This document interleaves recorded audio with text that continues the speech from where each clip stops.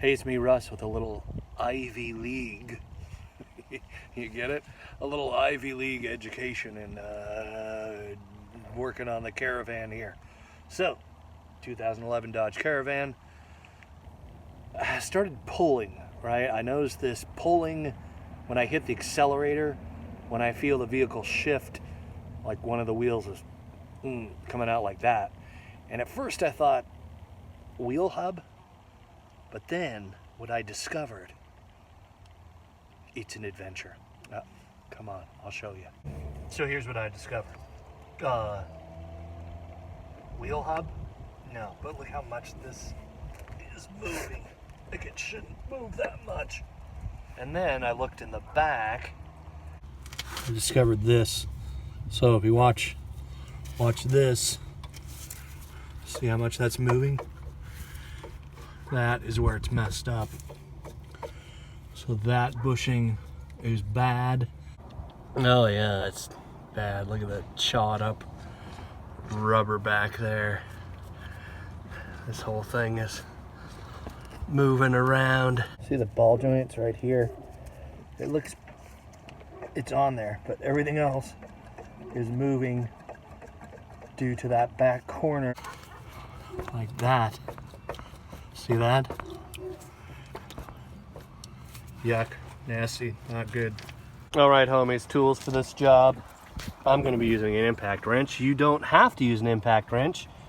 You could use a socket, it just takes longer. I'm also using,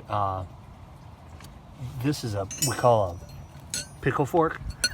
It's a ball joint separator. So that was 10 bucks at Harbor Freight. 13/16 wrenches. This is 22 millimeters, or it's also 5/16. Didn't have a 5/16. 22 millimeters is the metric equivalent. All right, wait. You're gonna need more tools, or different tools. So this is a bigger fork than this one, and this is what hung me up for a couple of hours. Right, is I thought this fork would get that ball joint loose, and it didn't. And so yeah, this one it came right off. So yeah, also you're gonna need a 24 millimeter wrench. All right, yeah, I think that's it. That's the tools you're gonna need from future Russ post getting this job done. All right. Oh, also a 6 millimeter Allen wrench, which I will show you how to modify. Yeah, so anyway, that's the tools you will need for this job, as well as a jack and a jack stand so you don't smash yourself. Backing up the Dodge Grand Caravan, right underneath here, there's a killer little spot right there. Look at all that space, solid space to be jacking up the vehicle. All right, this is why I like this. Look at that, quick, easy. All right, jack stand for safety. That in the right there. Perfect. And I've doused that bolt, that nut, and you have 3 connections, all right? And we're gonna do this guy right there with a little penetrating oil. Not getting paid, but yeah, penetrating oil. Liquid wrench, penetrating oil. I don't know. It's a good product. I've used liquid wrench before. I mean, just the name, liquid wrench, like seriously, please. It's just beautiful. You name a product that, but I'm sure there's other penetrating oils that are just as effective. All right, so here's the lower control arm, and it's kind of important that you do this in order. So we're gonna go after this puppy first. And I'm going to loosen it before before I put a wrench on it. So I'm going to see how loose that thing goes before it starts spinning. You ready? All right, center your screen. That's our puppy. Oh, there it goes. This is how we do this.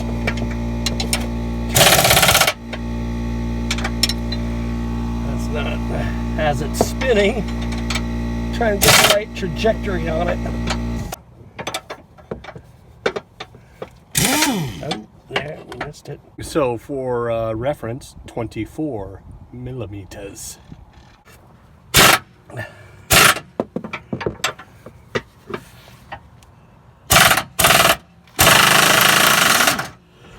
Nice. We got that sucker loose. Oh yeah. Now, remove the nut and try and waggle that thing out of there. All right, for this dodgy little bloke. I'm from Seattle, but I thought I'd throw that in there for you. I don't know, Brits. Australian people. See, I'm not gonna get my air ratchet in here, so yeah, might as well. This is 21 millimeters, by the way. It's also 13/16 is that one as well. But I guess I could use a ratchet. All right, call me lazy. Go ahead.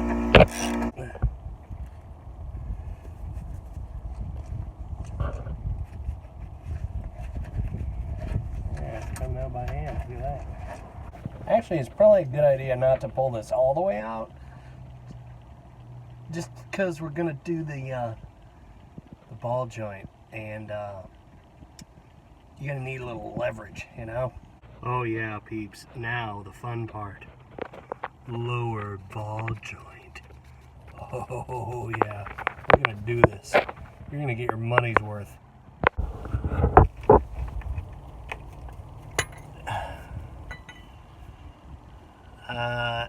18 millimeters. Look at that right there. Goes right on top. Can you see that? And you don't have much room to work with. This is the hard part. Dear God. Get some leverage here. Whoa, I got it. It's cracked it. There we go. And I'm gonna try and get as much of this bolt up as high as we can, because yeah, you don't want to get your wrench stuck in there.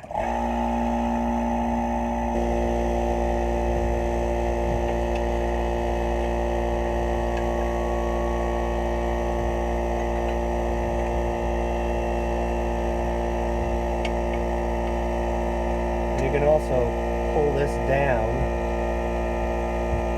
when it gets loose enough. We're going to pop this off. And that's a trick you can do if your wrench gets stuck on there. Just because you don't have a lot of room to work in here. Getting this nut loose is a character building experience. So as you start turning this nut, you might want to feel the top of the post for it to spin. It shouldn't spin because the ball joint's in there pretty tight, but it might, and if it does, then you may need to move on to the next step here. So we're going to show you how to keep this thing from spinning without having to remove the hub. Alright, I've changed positions just to get this part going. I want to get it to where it's almost finger tight. That way you're able to just pull that nut off. All right, and that's what the pickle fork is for. Pickle fork, you get it. Anyway, right here.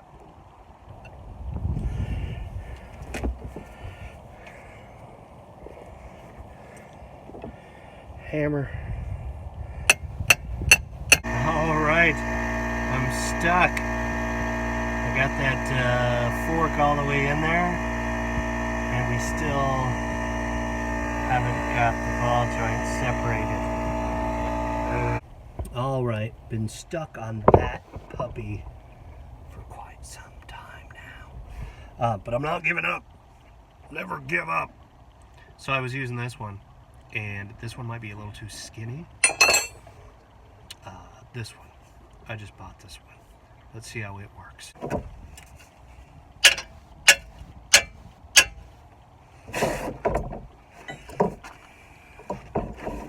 Oops, this thing pops off of here.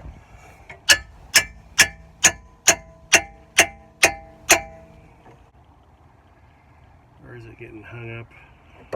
This lip here. I don't know.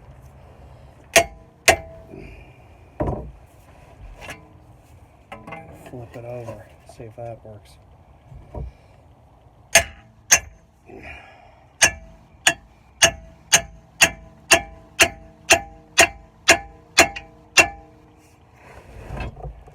Man, it's still not even budging.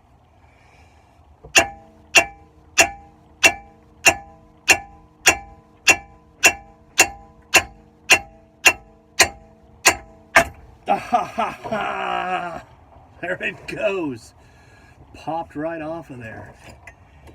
Nice. Just need the right tools is all. All right, so now you can see under here it's moving, all right? So I'm not gonna be able to get that off without the Allen wrench on the top of it, but there's not a lot of room up there. But that's okay. Also, because we're tossing this part anyhow, you could just put a vice grip on the bottom and loosen it up that way too. All right, YouTube, here's how I'm loosening it up. It's pretty easier this way. And that screw is coming out.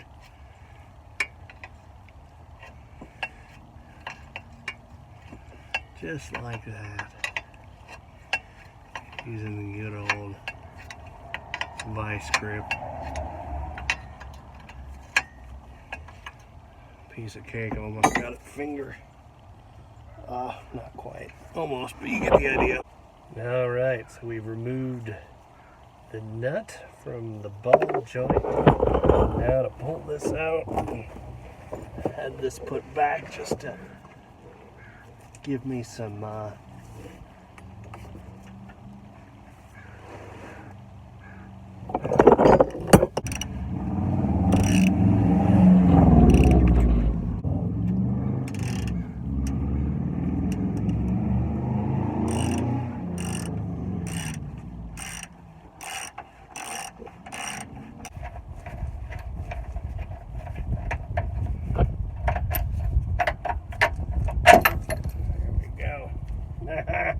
and there it is.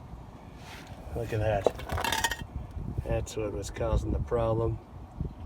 That gnarly puppy right there. Anyway, yeah, that was a challenge right here. I'm a better man for finishing it, getting it out. Now let's see if I can put it back together. All right, so just opened this box that came in the mail, the control arm that I bought from A1 or 1A, sorry, 1A Auto online, and it was significantly cheaper than O'Reilly or Napa or a lot of these places sell them for. But it came in this box. Like, this is exactly what it looked like when I opened the box. And the box was kind of beat up. It had straps around it, but I wasn't super fired up, honestly, about how it arrived. Like, well, I don't know why these are even in here. It's not really protecting much. I mean, this is a part that not a lot's gonna get damaged with it, right? I just hope that if I ordered like an alternator or something like that, right? Like if I had ordered a fuel injection, you know, that would be, it wouldn't be treated this way. So, but again, this is a not an easy part to damage. So it does come with a ball joint though, and hopefully that screw right there isn't bent, because that would be bad. But anyway, so yeah, that's kind of part of the thing. Buying parts online, sometimes you risk things getting damaged in the mail, and this was not packaged super well. But anyway, $75 for this control arm. I can't complain too much. Control arm, whatever. Now, getting it up in here. Okay, so the best way to do this is this thing bends a little bit. So you get it up in there, and then drop it down and under, like so. So that you can line up this part. All right, now, weaseling this thing in here. Goes right up in there.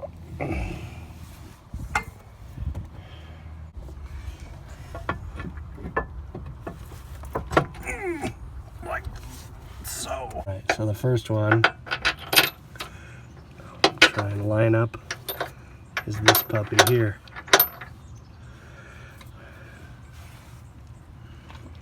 This is where we kind of triangulate, and you gotta get creative. I found this is the best way to do this. So you can use this like a handle. So I'm using a deep socket. Drop this down in there, and then while I'm underneath it, I can pull it, right, and kind of guide it. If you can see the hole there, you can kind of guide it into the hole. All right, so I got it peeking up through there, as you can see. And what I did, a couple of things. So yeah, moving it around and lining it up with my finger over the hole.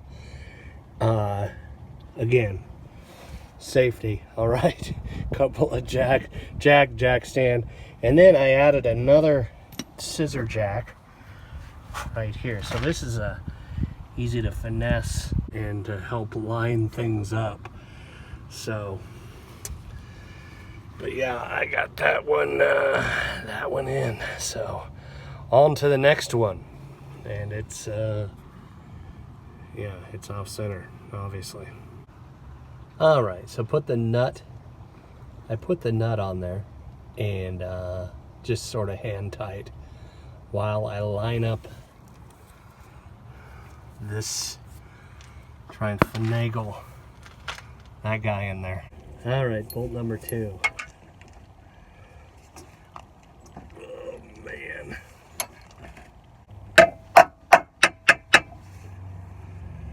Dang it.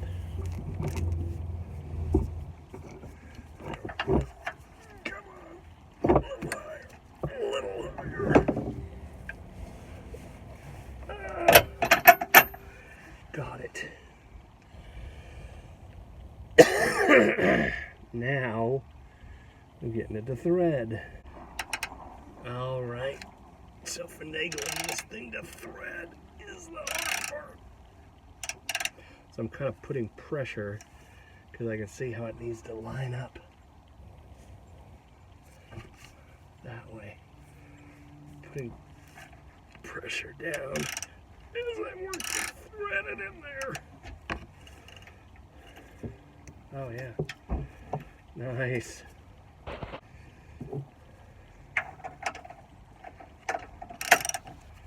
Yeah, look at that. And again, not tightening it down all the way yet. Okay, so now that I got that puppy lined up, we're gonna release the tension down here so that I can get this screw in on the ball joint and remove the jack. There we go.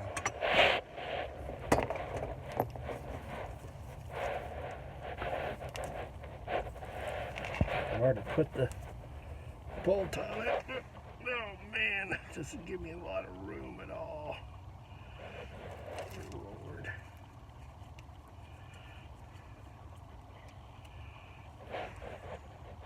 All right, I'm doing this out here because the lighting is way better, but I have a Dremel.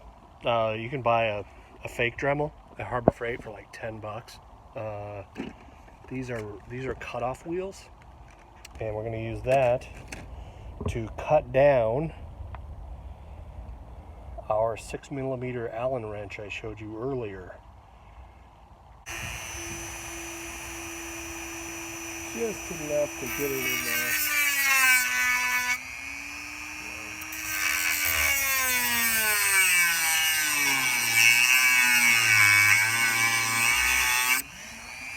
I'll move it around on me.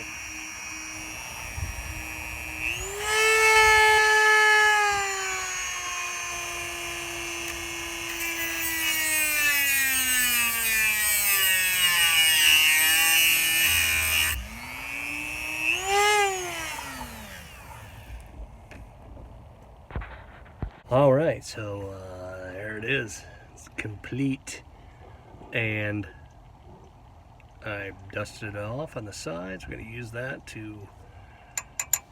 All right, and now for the Allen wrench we made. It's going to go right in the top there.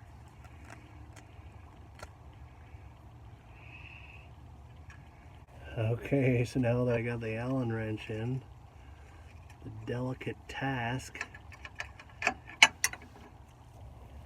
of tightening down this bolt takes patience and time. I'll spare you the details. In the home stretch, tightening it up. And I got that one on there. Ball joint done.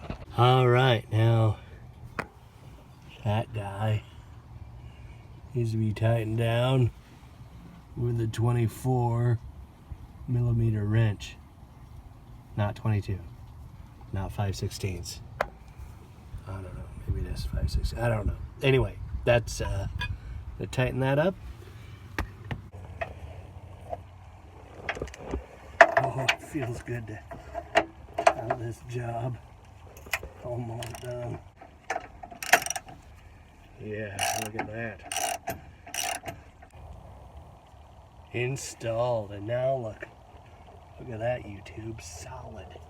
No more play, no more shenanigans under here with the control arm. Brand new control arm installed. Some of you may be thinking, are you gonna do the other side now, Russ? Actually, no, I'm not. Because the other side I don't have any issues with. And it's not like doing brakes, you know? If you're doing brakes or even a wheel hub, it's probably good to do both sides, but with a control arm, it just don't go out that often. I've never done a control arm on the other van here, and it's got 430,000 miles on it. Done brakes a bunch of times.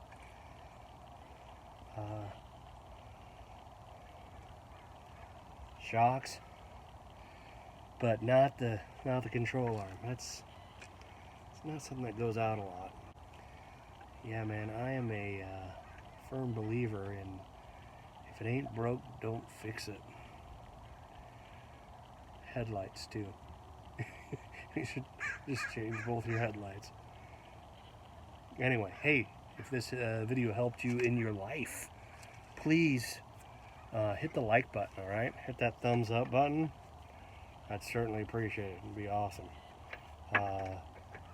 Helps out with the ratings and all that. Hit that like button and subscribe to this channel. I do more than just fix cars, you know.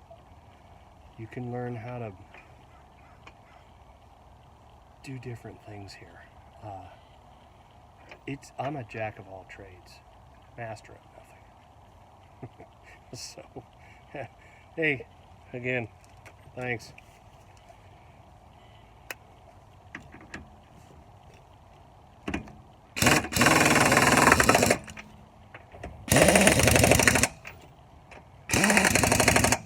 More videos over here.